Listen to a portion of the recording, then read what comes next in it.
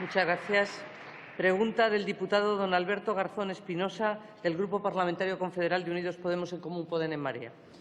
Gracias, señora presidenta. Señor ministro, ¿está dispuesto el Gobierno a exigir la retirada de las tropas estadounidenses, habida cuenta de las declaraciones y política de Donald Trump en referencia a la legitimidad de la tortura y la posible utilización de armas nucleares en territorio europeo? Muchas gracias. Señor ministro. Señoría, como regla general, el Gobierno valora y toma decisiones en base a hechos y no en base a declaraciones realizadas en medios de distinta índole. Y es un hecho que Estados Unidos es una democracia y, además, es un país amigo, un socio económico y un aliado estratégico, con el que trabajamos desde hace muchos años para preservar la paz y la seguridad mutua e internacional, así como en defensa de la democracia y los derechos humanos. Como sabe su señoría, la relación con el Reino Unido se basa en dos pilares. Una, la pertenencia a la Alianza Atlántica, y el otro, el revisado Convenio Bilateral de Cooperación para la Defensa y sus 3 protocolos de enmienda. Ambos pilares son sólidos y sostienen una relación que no solo es buena para España y para Estados Unidos, sino para la comunidad euroatlántica y global. Gracias. Muchas gracias. Señor Garzón. Sí, señor ministro, más allá de abstracciones y retórica, a nuestro grupo le preocupa la política de Donald Trump, una política basada en el veto migratorio a 7 países de mayoría musulmana, que no incluyen, por cierto, a Arabia Saudí, porque la xenofobia de la derecha llega hasta donde empiezan los negocios económicos, una política basada en los vetos migratorios, pero también en las deportaciones masivas, y 2 elementos que nos afectan de forma directa. Es la legitimación de la tortura, que es unas declaraciones muy claras de Donald Trump, y la sugerencia de usar en suelo europeo armas nucleares. Claro, en nuestro país hay 2 bases militares con tropas estadounidenses, pero esas bases militares desde 1970 son bases españolas. Sin embargo, usted sabe muy bien que los gobiernos españoles no saben exactamente lo que sucede allí.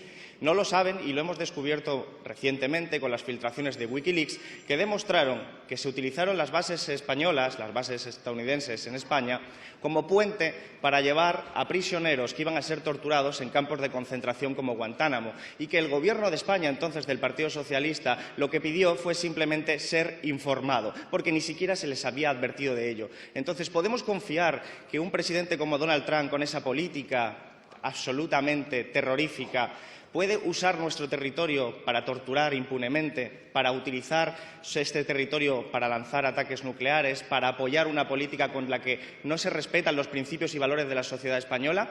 Pues yo creo que eso es un problema que tiene que afrontar el Gobierno. Nosotros lo que estamos pidiendo es respeto a los derechos humanos, que no sea utilizado nuestro territorio como el tablero de juego para hacer prácticas absolutamente bárbaras, contrarias a los principios y valores de esta sociedad.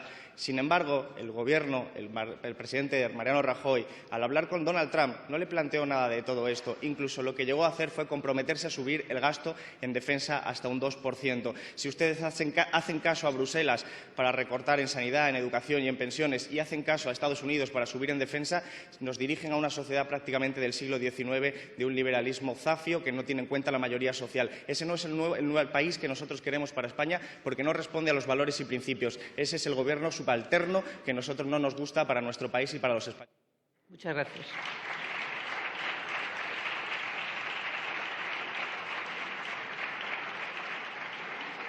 Señor ministro. Gracias, señor presidente. Señoría, ya le he dicho que nosotros fundamos nuestra política en hechos.